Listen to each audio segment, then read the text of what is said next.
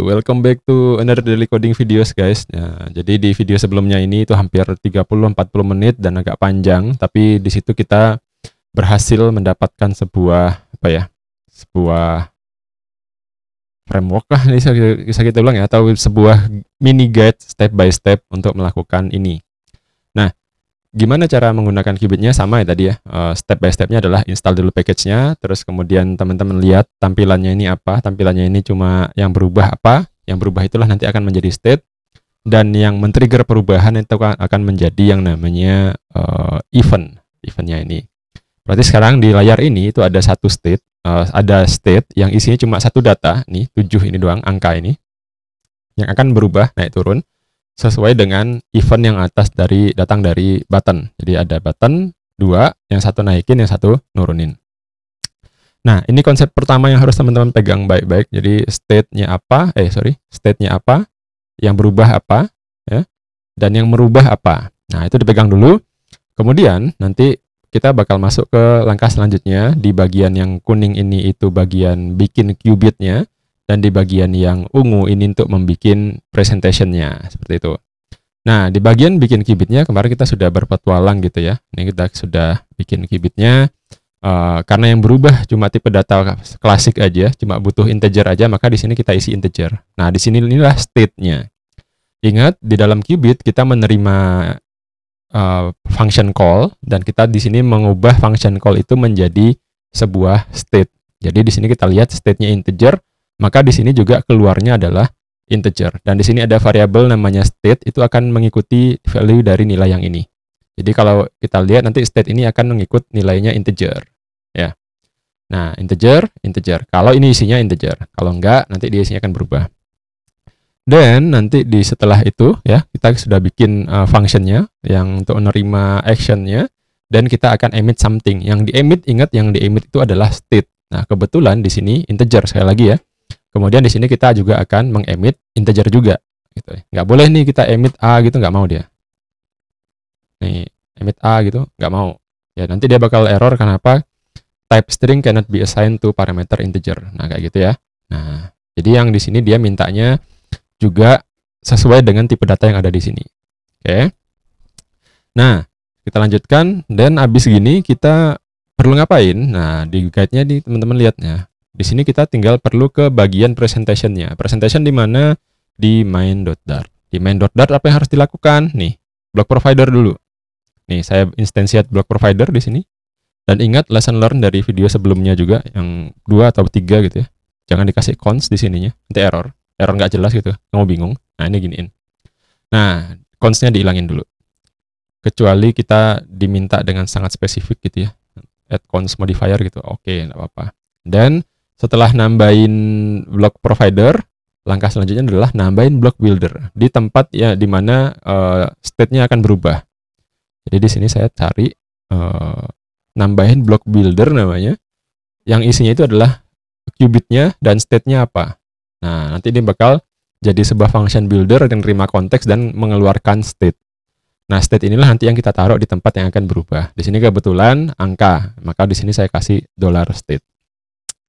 Udah, kita returnkan sebuah widget di sini, kita return widgetnya, dan kita tambahkan event. Eventnya gimana? Nih, ada event floating action button.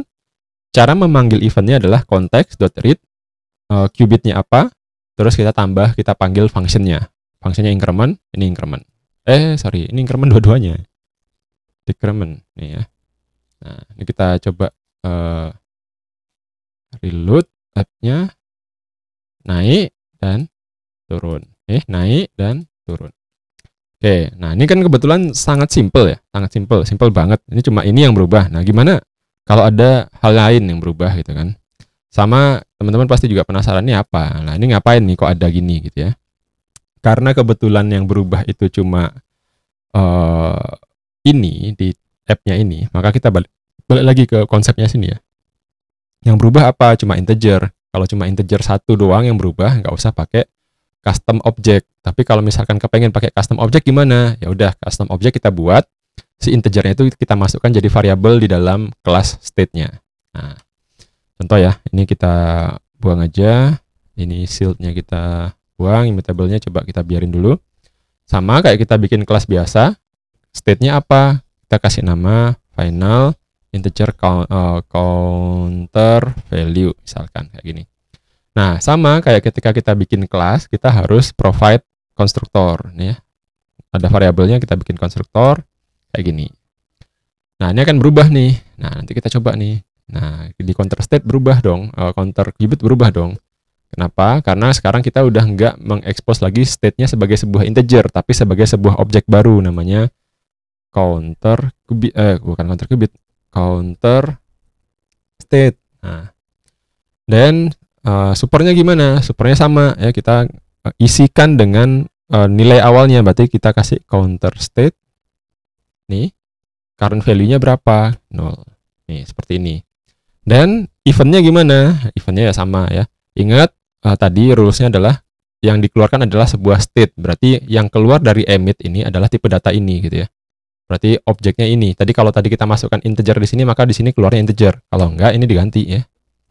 Ini counter state. Counter value-nya sekarang apa? Nah, kita panggil state yang sekarang dot counter value ditambah 1. Nah, kayak gitu. Ya, terus kita ganti ini counter state state dot counter value tambah 1. Ini tadi decrement kita kurang sekarang.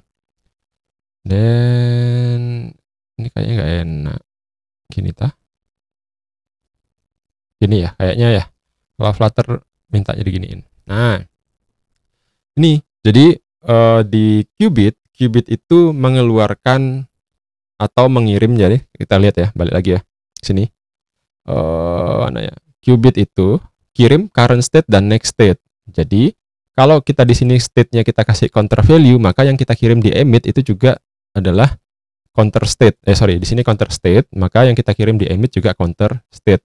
Kalau di sini kita isi integer, maka yang kita kirim di sini juga harus integer. Jadi nggak bisa kalau nggak sama. Nah, ini kita sudah selesai di bagian yang sini ya.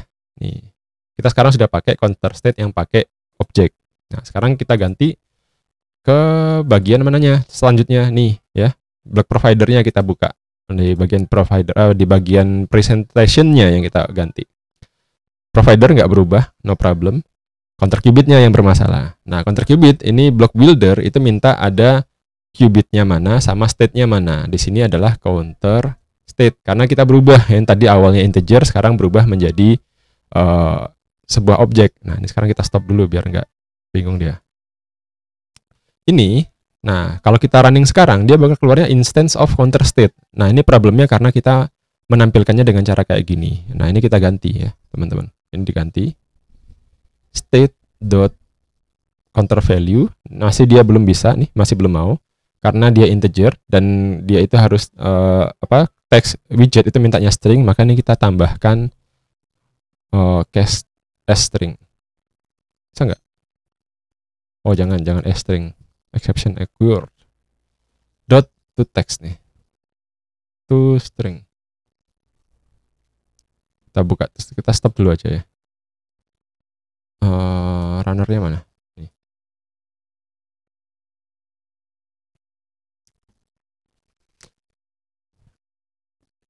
Oke, yuk.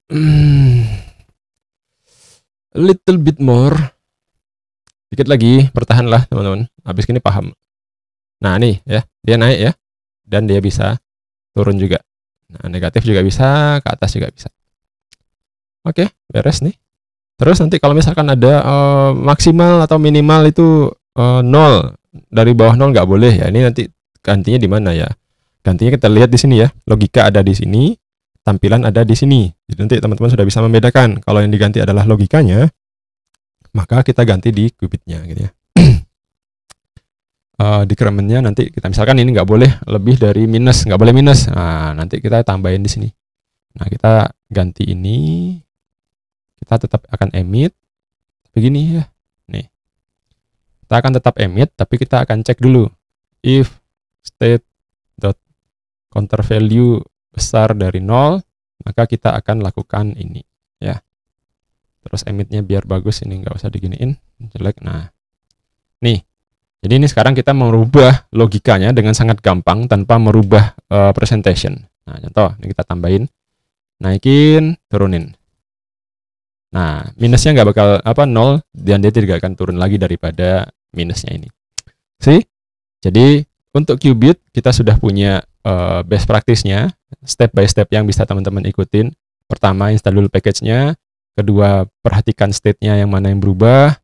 Perhatikan event-nya, mana yang men-trigger. Event itu nanti akan dibuatkan Qubit-nya. Ya, dengan dua data yang ini, teman-teman bakal membuat Qubit-nya. Qubit-nya ini dibuat. Ya. Qubit selalu bikin function dan selalu mengemit state. Nah, jadi Qubit itu nanti dibuat dengan nih state yang ini state-nya. Dan akan mengemit state yang sama, yang tipe datanya sama. Jadi di sini, di-emit di sini. Jadi nggak boleh nih kalau emit isinya nggak sama-sama ini gitu ya. Nah, ini bisa diakalin nanti di sini. Kalau tadi sebelumnya di video sebelumnya itu integer, maka di sini juga integer. Kalau di sini counter state, maka di sini juga counter state. Nah, terus gitu udah, baru bikin block provider, block builder, returnkan something, dan tambahkan event yang men-trigger di UI. That's it. Qubit cuma gini doang. Jadi as easy as flip your hand lah guys. Oke. If you like the presentation dan kamu suka gaya saya mengajar, jangan lupa seperti biasa di like videonya, di subscribe, di share ke teman-temannya, join di Discord dosen ngoding, dan join di grup WhatsApp-nya juga, ada linknya di bawah di description. Dan juga kalau mau belajar lebih dalam lagi, bisa support saya dengan membeli Udemy course dari link yang ada di deskripsi ini. Oke? See you in the next videos guys.